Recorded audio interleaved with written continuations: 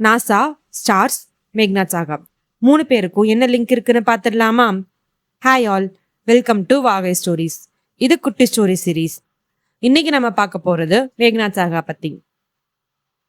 பெங்கால் இருக்க ஒரு சின்ன கிராமத்துல பிறந்து வளர்ந்த பையன் தான் மேக்னாட் சாகா. சின்ன வயசுலயே ரொம்ப கஷ்டப்படுற குடும்பம்.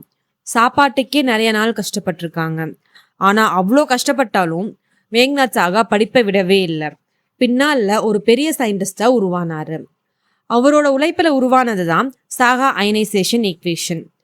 அந்த காலத்துல இருந்த வறுமையினால சாகா தன்னோட ஒர்க்கை எந்த ஒரு ஜேர்னல்லையும் பப்ளிஷ் பண்ண முடியாம போயிருச்சு.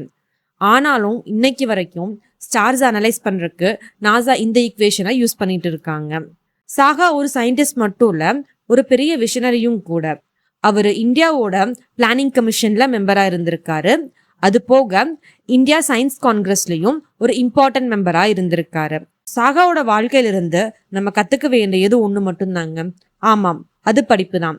நம்ம எவ்வளோ கஷ்டப்பட்டாலும் பரவாயில்ல, படிச்சே ஆகணும்.